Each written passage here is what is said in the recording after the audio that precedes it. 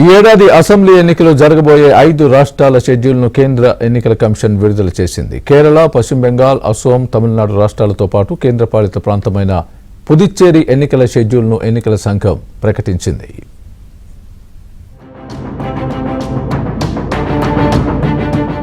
ఐదు రాష్ట్రాల ఎన్నికల షెడ్యూల్ను కేంద్ర ఎన్నికల కమిషనర్ జ్ఞానేష్ కుమార్ ప్రకటించారు. దాంతో ఇక్కడ ఎన్నికల కోడ్ అమల్లోకి వచ్చింది. 4 రాష్ట్రాలు, కేంద్రపాలిత ప్రాంతమైన పుదుచ్చేరితో కలుపుకుని మొత్తం 17.4 కోట్ల మంది ఓటర్లు తమ ఓటు హక్కును వినియోగించుకోనున్నారని సిఈసి జ్ఞానేష్ కుమార్ తెలిపారు. All 126 assembly constituencies for Assam, the polling shall be just in one phase and the polling shall take place on 9th of April, Thursday 2026. The counting shall be on 4th of May. All 140 assembly constituencies of Kerala shall also go for polling on 9th April, that is Thursday, and counting shall be on the same day, that is 4th May 2026. Puducherry also will go along with Assam and Kerala.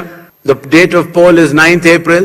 Tamil Nadu, all 234 assembly constituencies will go for poll on 23rd of April in one phase, and the counting shall be on the same day for all the 5 states/UT, that is 4th of May 2026. West Bengal, the 294 assembly constituencies, the polling shall be held in 2 phases. In the first phase 152 and the second phase 142. The date of poll shall be 23rd of April and 29th of April, and the counting shall be together for all, that is 4th of May 2026. Tamil Nadu 234 assembly స్థానాలు, పశ్చిమ బెంగాల్ 294, కేరళ 140, అస్సాం 126తో పాటు పుదుచ్చేరి 30 స్థానాల్లో ఎన్నికలు నిర్వహించనున్నారు. మొత్తంగా 824 assembly స్థానాలకు ఎన్నికలు జరగనున్నాయి.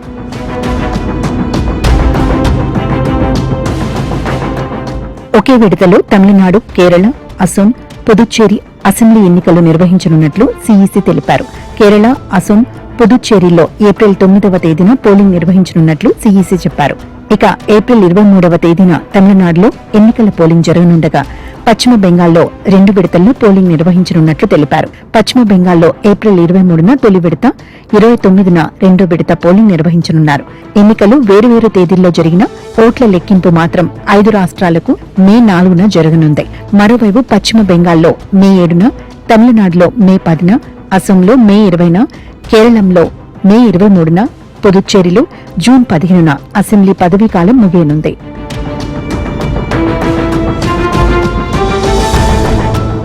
ఈ రాష్ట్రాల్లో ఇప్పటికే ఓటర్ల జాబితా ప్రత్యేక సమగ్ర సవరణ సర్ ప్రక్రియను ఎన్నికల సంఘం పూర్తి చేసింది.